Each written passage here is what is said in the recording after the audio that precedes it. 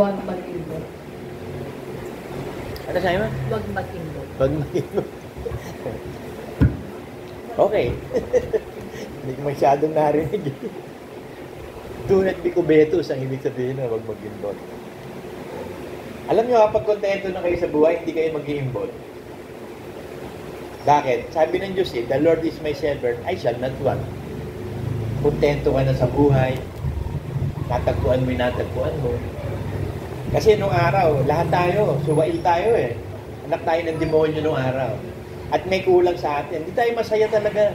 Kasi nga ngayon, hindi pa rin talaga tayo masaya eh. Kaunti lang ang kasiyahan natin. Kasi ang tunay na kaligayahan at kasiyahan, sa langit pa yun. Dito sa lupa, kapighatian. At ano itong ibinigay ng Diyos sa tao pang kanyang pagsanayan? Kaya ibinigay yung taga-aliw eh. Sabi ni Kristo, pag naluwalhati na siya, akyat siya sama, isusugo niya yung mga aliw, ang Espiritu Santo. Siya kaaliw sa atin, sa kapighatian dito sa lupa. Kasi lahat ng mga manugad, dumaan sila sa kapighatian. At yung mga apostol natin, talagang grabing kapighatian ang dinaanan nila bago sila pumasok sa langit. At sabi naman ni Pedro yun sa Acts eh. At tinuturuan ni Pedro ang mga mananampalataya na sa maraming paghihirap, maraming kapighatian bago tayo pumasok sa langit. Ang importante doon, pupunta tayo sa langit. Kahit kapaghatian lang naman yan, yakan-yakan yan. Tsaka wala namang mahirap na utos ng Diyos. Sabi ko nga, magsabi kayo ng isang utos na mahirap. Ang mahirap pa nga yung gumawa ng kasalanan. Bakit? May anak na tayo ng Diyos eh. Nung anak tayo ng Diablo, hindi tayo makasunod sa kalooban. Bakit? Madali tayong gumawa ng kasalanan. Anak tayo ng demonyo. Anak tayo ng pagsuway. Ngayon, ang gagawin na lang natin ngayon, inimintay natin yung kaligtasang binigay. Huwag tayo maging careless driver. Drive smoothly, slowly but surely movement natin. Hindi na tayo yung dating katao natin. Kasi, binigyan na tayo ng isang bagong like resurrected Christ. Yun ang importante. Kasi yung character ng Panginoong Hesus, yung spirit of obedience sa Ama, nasa atin na yun. Kaya pwede na tayo magpakabanal-banal, pwede na tayo makasunod sa lahat ng kalooban ng Diyos. Kaya sabi ni Kristo, Ama, niluwalhati kita sa lupa, bago pa itinatagas, luwalhatiin mo din naman ako. Kaya niluwalhati siya na nga, nakaupo na siya sa kanang trono doon sa langit. Hinihintay na lang tayo na makumpleto na yung kabuluhang bilang ng hintil. At pag kumpleto na ang bilang ng hintil, pabababain na siya ng Ama para kunin na tayo. So yung mga tiisin natin kapighatian, sisiyo yan. Dinaanan na natin lahat yan eh. Meron pang mahirap. Merong mahirap nung umpisa. Pero nung matulungan tayo na Diyos, may mahirap pa ba? Wala na, di ba? So mapapatunayan mong alagad ka ng Panginoong Hesus kung mananatili ka sa salita. Kaya in so whatever state I am, therewith to be content. The Lord is my shepherd, I shall not want.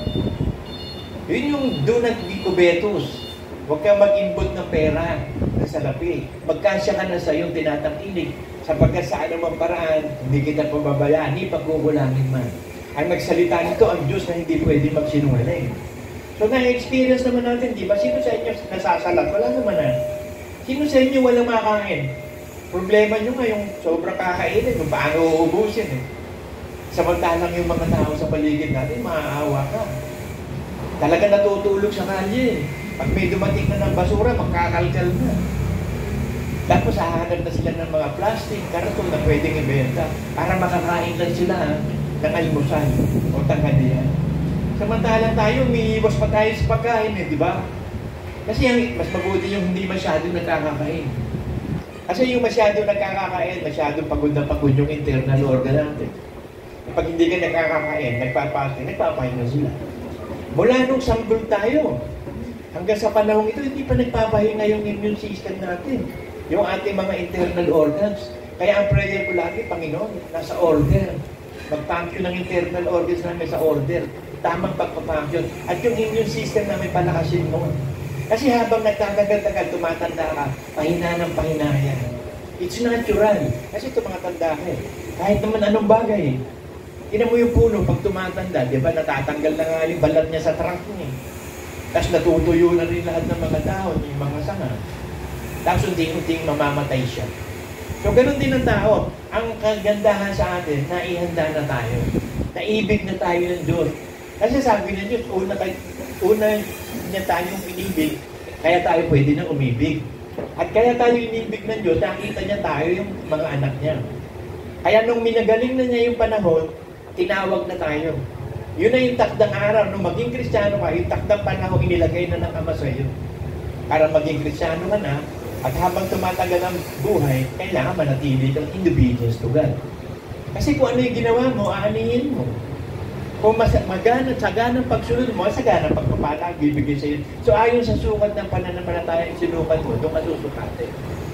Kaya nga yung mga Hudyo na ngayon, mga anak ng harian ng Hudyo may sinabi pa si Kristo sa John 8:31, ganito Sinabi nga ni Jesus sa mga Hudyong naroon na nagsisisampalataya sa Kanya, kung kayo'y magsipanatili sa aking salita, kung magkaganon tunay na kayo'y mga alagad ko. So mayroong mga born again kuno. Mayroong nagsasabing alagad siya ni Kristo, Kristiyano, pero hindi totoo. Hindi nananatili sa salita ng Diyos. Pero kung tawagin itong Philippines, Christian country. Pero kung meron na mga marurunong na anak ng Diyos na kikilati sa Pilipinas, hindi ito Christian country, abominable country ito. Narito yung gawaan ng mga kung ano-anong estatwa, mga statue, mga idols. Nandito ang lahat ng abomination. Nandito lahat ng mga kulto. Napakarami. Kaya lang sumigat yung Catholic. Kasi pinakita na Catholic, Christian daw sila Hindi sila Christian, Catholic sila. Ang teachings nila, teachings ng Catholic. Ang Christian, ang teachings si Kristo. Sabi sa John 12, basahin natin. Yung aral ng Ama, si Kristo.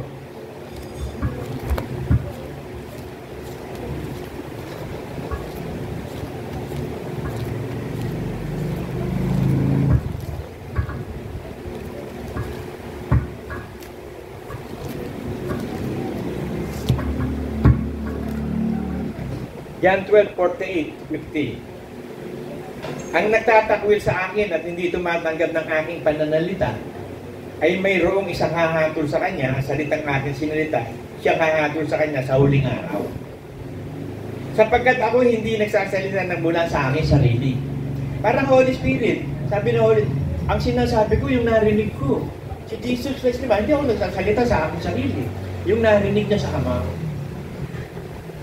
Kundi, ang Ama na sa akin ang nagsugod, ang siyang nagbigay sa akin ng utos.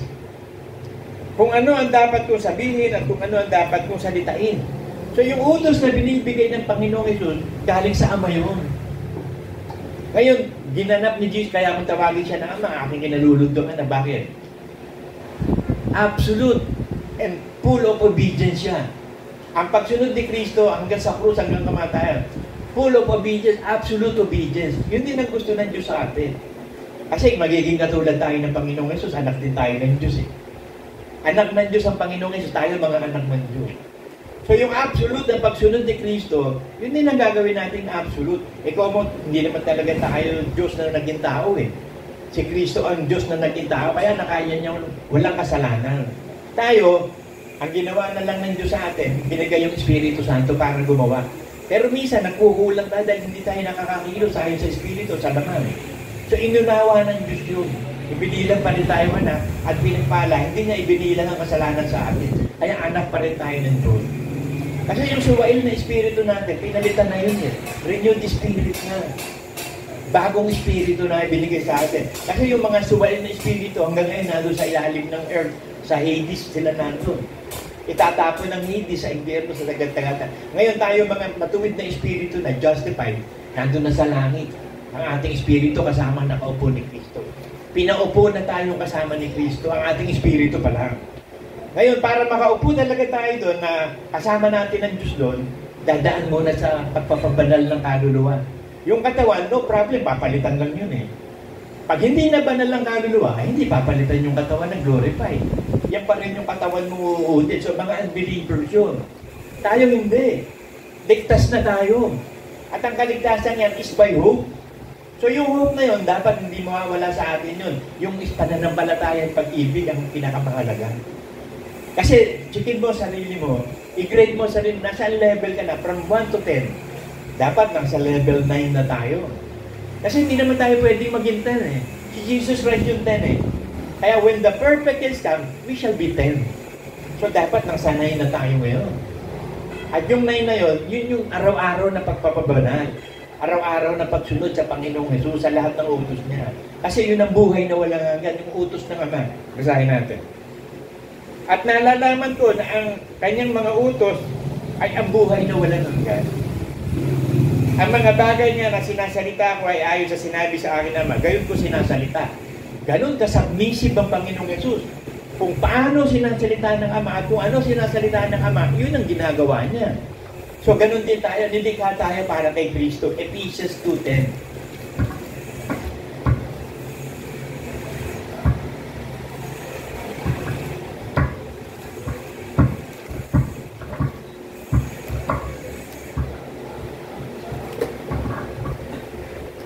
Sapagkat tayo kanyang gawa na nilalang kay Kristo Jesus.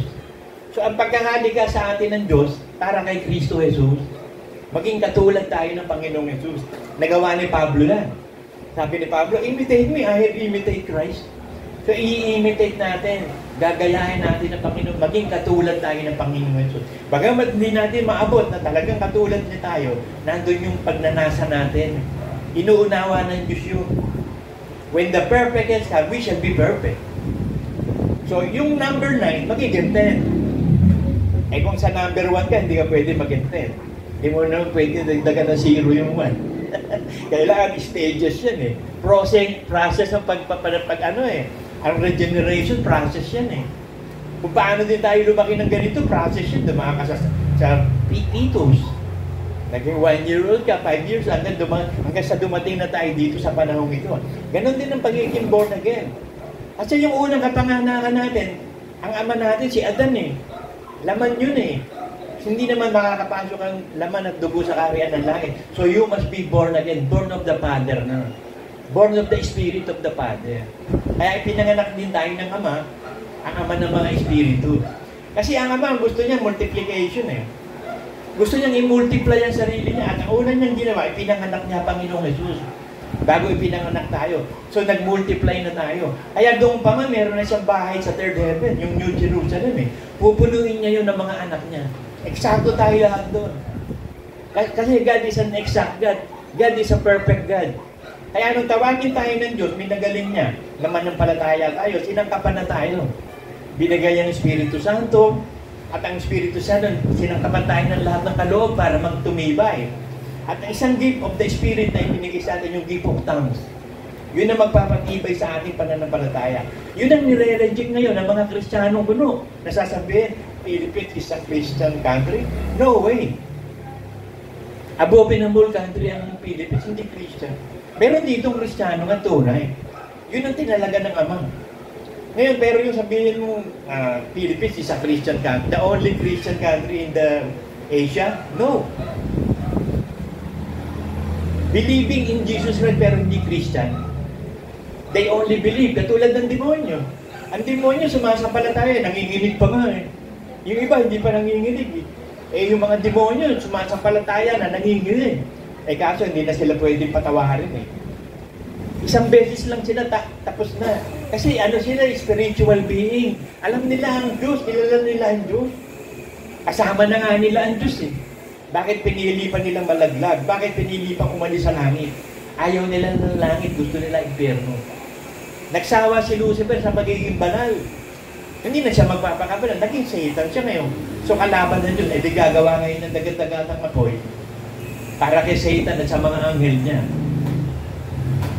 Kasi ang langit nakatakda na sa atin yun eh. Itinalaga na sa atin yun, sabi sa Ephesians 1:4. Ayon sa pagkapili niya sa atin sa Kanya bago itinatagan sa libutan, upang tayo maging mga banal at mga walang dungi sa harapan niya sa pag-ibig. Ang umiibig sa akin, sumusunod ng lahat ng aking mga utos, sabi ng Diyos. Ang aking mga utos ay hindi mabibigat. 1 John 5:3. Sapagkat ito ang pag-ibig ng Diyos, na ating tuparin ang kanyang mga utos. At ang kanyang mga utos ay hindi mabibigat. So, hindi pwede magsinungaling ang Diyos dyan. Hindi mabibigat kasi ginawa na nga niya sa pamamagitan ng Espiritu Santo. Kung walang Espiritu Santo, napakabigat sundin ang kalooban ng Diyos. Kasi ang anak ng demonyo, hindi makakasunod. Walang Espiritu Santo, evil spirit nandun. Pero tayo, binigyan tayo ng renewed spirit. Hindi na suway lang espiritu na, obedient spirit na. Ngayon, yung obedient spirit na yun, ibinigay ang Holy Spirit para gamitin. Yung obedient spirit na yun, kailangan mahahawa yung kaluluwa, maging obedient din. So, ang ating isip, damdamin at kalooban, kailangan maging masunurin din sa salita ng Diyos. Kailangan maging katulad tayo ng Panginoon in all ways. We will be like Jesus Christ. Yun ang plano. Ngayon, tayo yung nakita na ng Ama eh. Nakita ng Ama, tayo yun eh. Hindi pa nga nililika ang langit at lupa, kasama na tayo ng Ama eh. Kita na niya lahat, all-knowing siya eh. Omnipotent, omniscient, a God Almighty, everlasting God. Alam na niya. Kaya tayo ligtas na. Ngayon yung kaligtasan binigay sa atin, agaan mo, baka iwala mo. Nagwa-warning ang Diyos dyan eh. Sabi sa 2 Peter 3:17,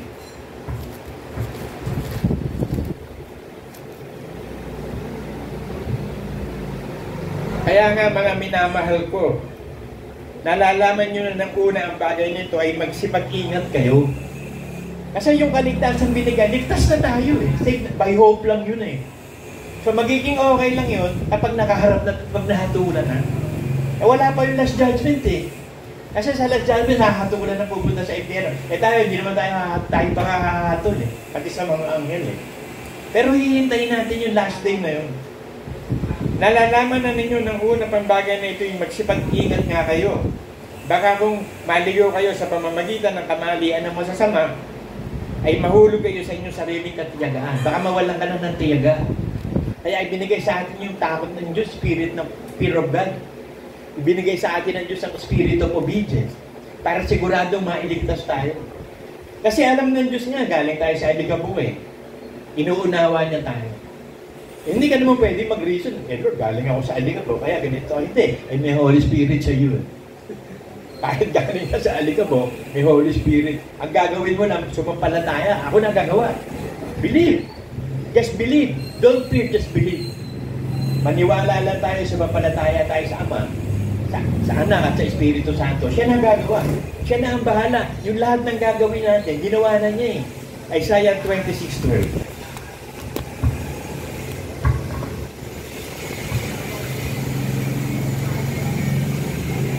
Panginoon, ikaw ang mag-aayos ng kapayapaan sa amin. Kasi nung una, war tayo sa amin. Kaaway natin ng Diyos, anak tayo ng demonyo eh. Ngayon, ang nag-aayos nun para magkaroon ng peace of God, si Jesus Christ. Siya yung naging tulay para makapunta tayo sa Ama. Kinuha ng Panginoong Jesus ang lahat ng kasalanan ng buong sanlibutan. Para nang sa ganun, mailigtas tayo sa kasalanan. So, nagawa na. Nagawa na ng Panginoong Jesus yung mission niya. Sabi niya sa John 17:4.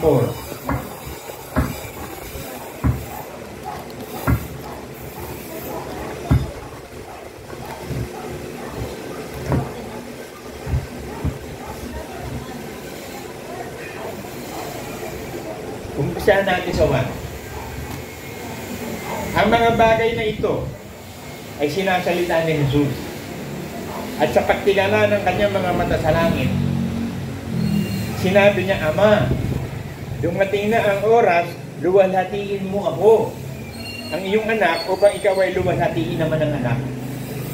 Gaya ng ibinigay mo sa kanya ang kapamahalaan sa lahat ng laman, upang bigyan niya ng buhay na walang hanggan ang lahat ng ibinigay mo sa kanya. So, ang bibigyan lang ng buhay na walang hanggan, yung ibinigay ng Ama kay Kristo. At ang ibinigay ng Ama kay Kristo, yung nakarinig at natuto, ibinigay kay Kristo. Kaya kasama tayo ngayon ng Panginoon, siya ang ulo ng iglesia. Ito yung iglesia ang itinatag ng Ama sa pamamagitan ni Kristo. At ito ang buhay na walang hanggan na ikaw ay makilala nila na iisang Diyos na tunay at siya yung sinugo sa makatwid bagay si Yesu Kristo. Kaya ang pananampalataya natin sa Diyos Ama, sa Anak at Spirit sa hindi katulad ng pananampalataya ng iba. Kasi ang pananampalataya ng iba, equal lang sila, hindi. Mas pinakamataas ang Ama sa lahat. Siya yung pinakadakilang sa lahat. susunod si Jesus Christ, susunod ang Holy Spirit. Kaya ako titignan mo nga ang pagkakasugo eh. Sa Matthew 28:19, nandun ang hierarchy.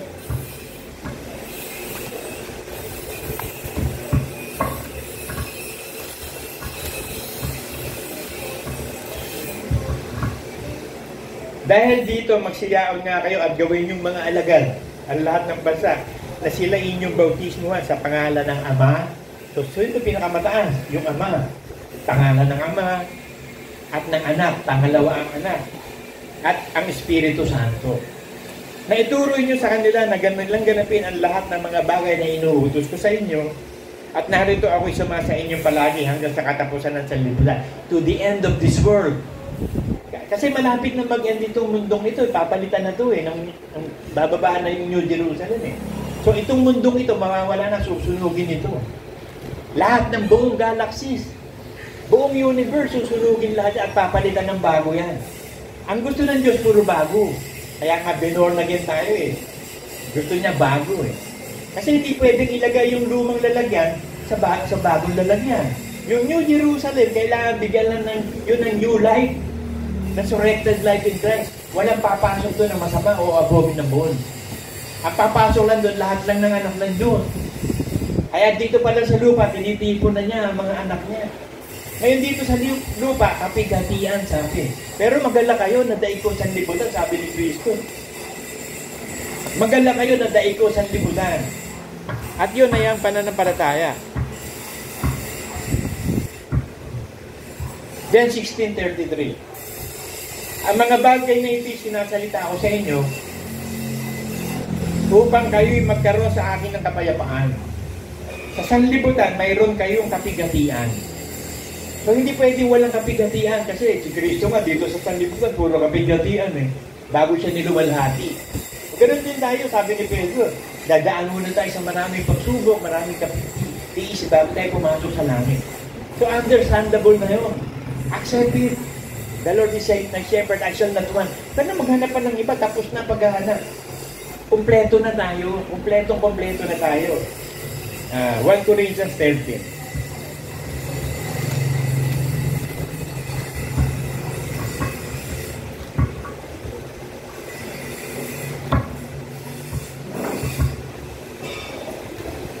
Corinthians 13:9 to 13.